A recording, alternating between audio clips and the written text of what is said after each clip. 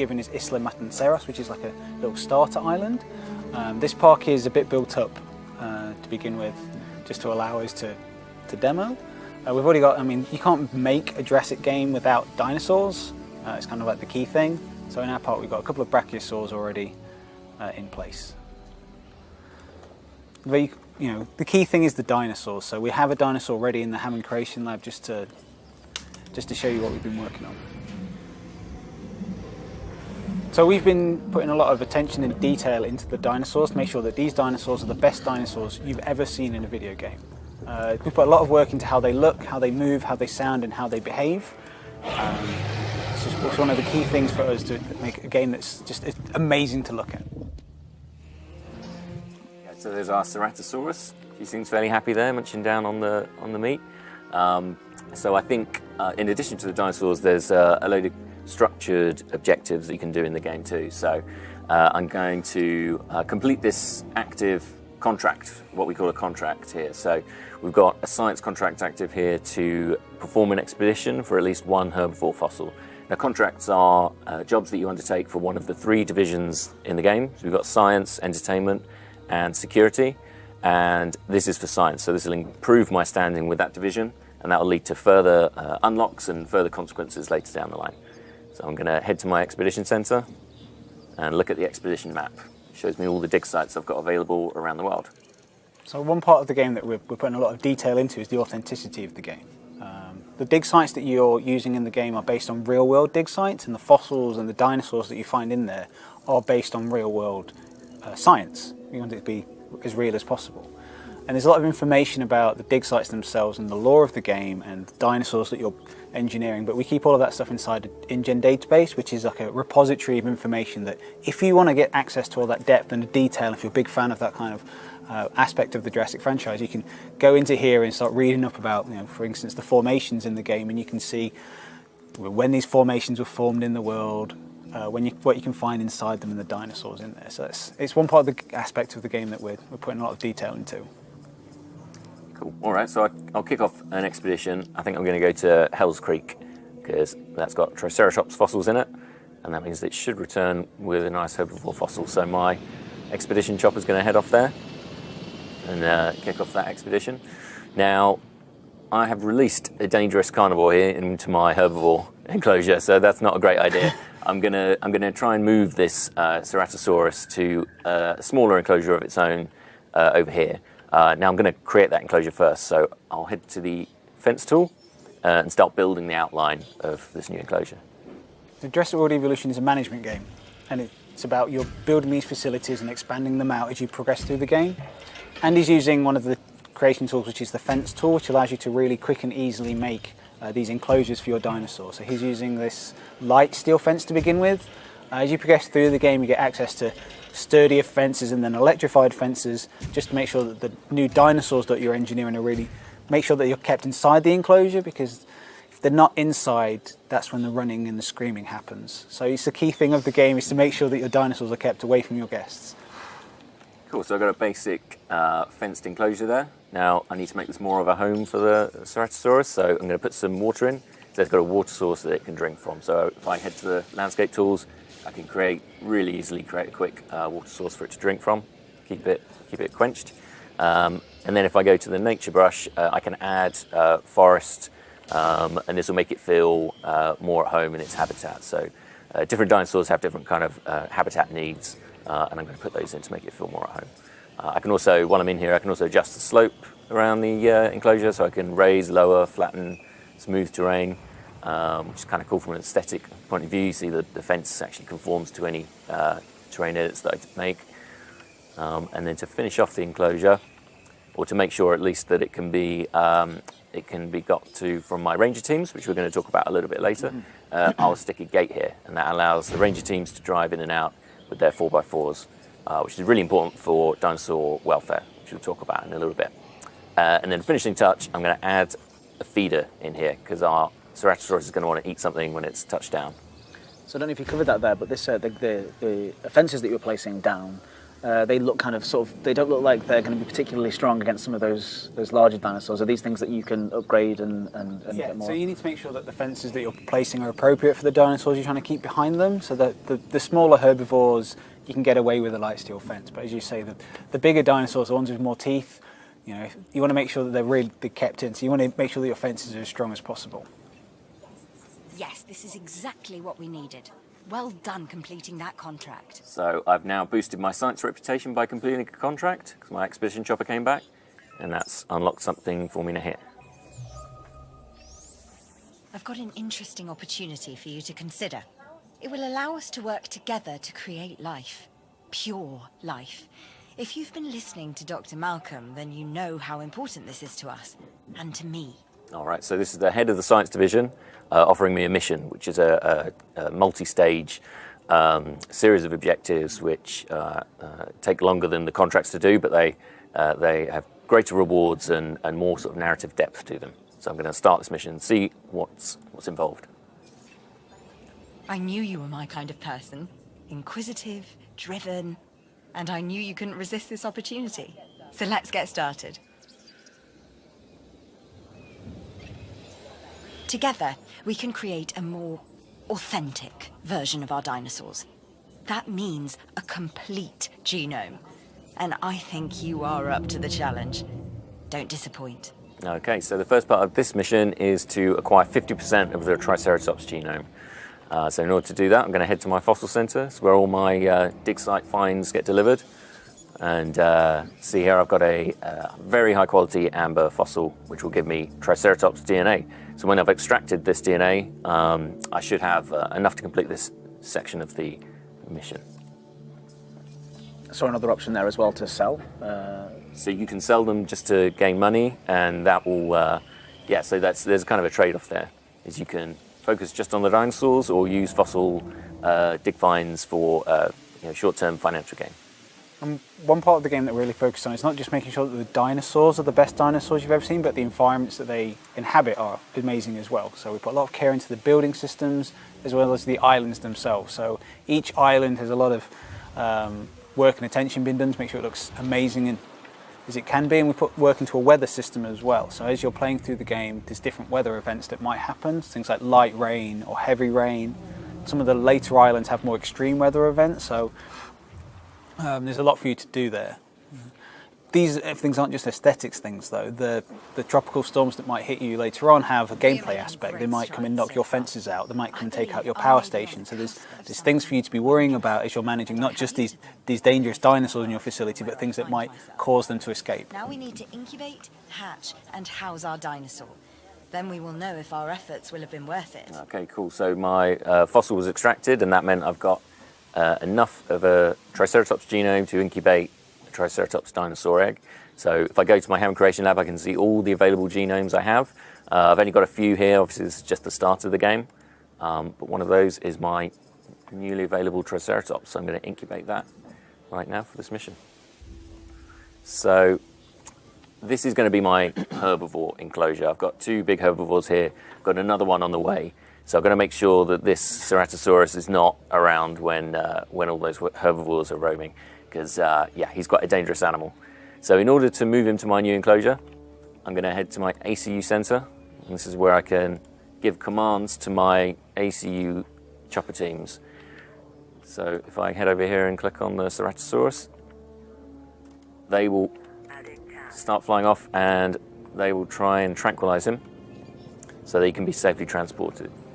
Now, a really, really nice element of Jurassic World Evolution is that although I can manage these vehicles from far, I can also click on them if I want to and take direct control. So I can interject whenever I've asked them to do something and try and do it myself.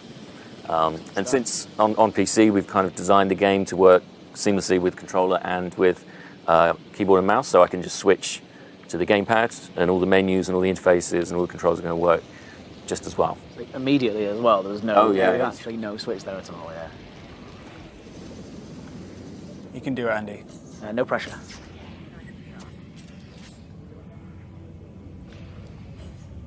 Nice. Yay. So we really wanted the dinosaurs to behave and move in realistic ways, just the way they look and the way they move, the way they fall when you tranquilise them. I feel a little bit sorry for him now. Sorry. Her. I do apologise. Yeah, All absolutely. hers. All right, well, she's safely tranquilized. Now I need to transport. So transportation is also now at the ACU Center. Now, a really quick way to go between buildings is to switch to the schematic view, the map of the island. And this shows me the whole island area I've got. And I can really quickly see my dinosaurs, my vehicles, state of my buildings. It's really, really useful for quickly accessing buildings. And here I'm going to get in touch with the transport team and ask them to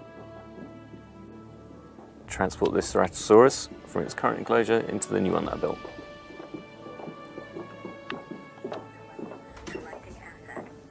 And that poor goat that you created earlier doesn't know what's coming. It might be fine. It might be fine. It'll be fine. You can't assume that the Ceratosaurus is going to go for it. Might outlive. You never know. You never know. A good hider.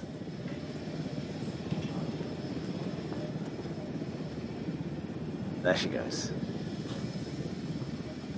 Can you name the dinosaurs as well? Yeah, you can name the buildings in the game and the dinosaurs themselves if you want. If you just want to have that personal connection with the animals. I'm not sure why you'd want to get a personal connection with a carnivore, but the option's there for you. Each to their own. Yeah. Okay, well, she's on her way. So now I can safely release my new Triceratops into the herbivore enclosure.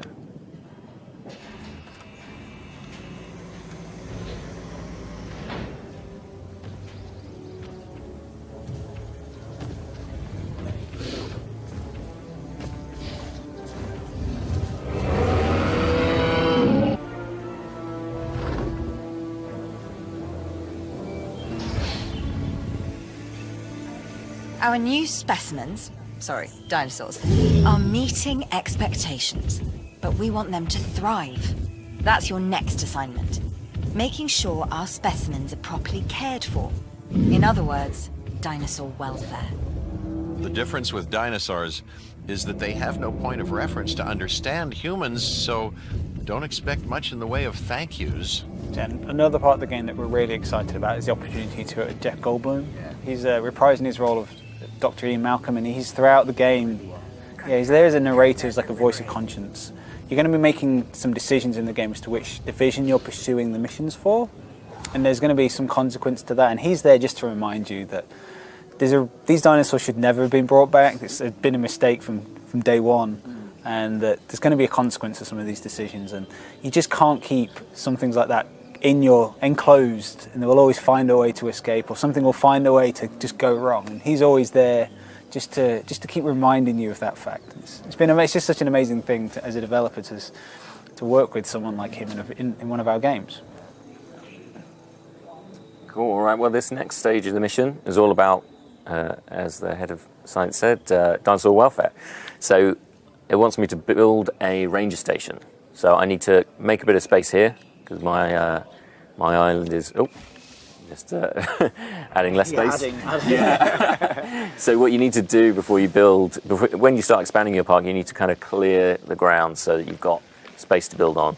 So I'm just clearing some forestry here. And this is costing you money to do so. This is costing me money, so I've got to build up the funds before I can really expand and make a huge island park. So yeah, you might need to flatten the terrain as well if it's rough and uneven, which is another factor. So this looks like enough space, so I'm going to put my ranger station down, and these guys are going to help me look after my dinosaurs. Jurassic World Evolution is a management game, it's a builder game, so you have to use these tools to expand out your facilities, and you have to worry about things like an infrastructure system in your park as well, making sure that your buildings are connected together so that guests and staff can access them, and also that there's a power supply to these buildings. So there's a concept of power in the game, so that you've got to build these power stations and connect up pylons to make sure there's enough power to make sure that your buildings are operational, and that if you have electrified fences, that there's electricity running through those, because there's not going to be much of a deterrent if there's no electricity in them, so your dinosaurs might be more likely to escape from them. That's right, and then additionally on some of the buildings you'll have a number of upgrade slots. So here you see you've got 5 on the ACU Center. And what I can do is I can purchase components that I can put in there, and they will augment the efficiency of that building. So they'll make my ACU team better at tranquilizing dinosaurs automatically, for example, or allow me to give them more tasks at once. The power station has upgrades, as you saw there, for things like output and cost and management, things like that. So that's a really important way to kind of maximize the usefulness of each building. But it also has implications for how much power is being drawn on your power system and how much money you're spending, of course. Okay, well, my ranger station and the lovely 4x4 is now built, ready to use.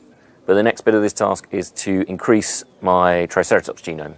So I'm going to go back to the fossil center, find another Triceratops fossil, and extract. And that should create a more pure strain Triceratops genome for me to satisfy the science division with. And in the game, it's not just about just making dinosaurs and putting down buildings. We have a research system in place as well, so that as you progress through the game, you can research new things for you to build and add to your park. So as Andy was mentioning with the building upgrades, that's an aspect of the research system as well. You can research new upgrades, you can research new fence types and medical treatments as well. The ranger station that we just put down, they're tasked with medicating your dinosaurs if they get sick, but you need to make sure that they've got access to the relevant treatments and the vaccines for that. So that's one part of the research system as well, so they can do their jobs.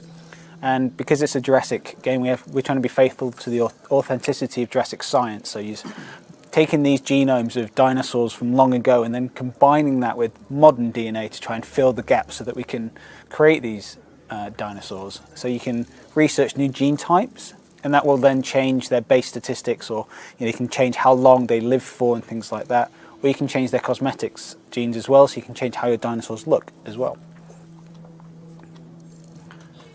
Okay. Right, so my fossil that I just extracted should be finished now. And that means that I can, so I've got a more pure strain Triceratops here. He's 77% genome completion.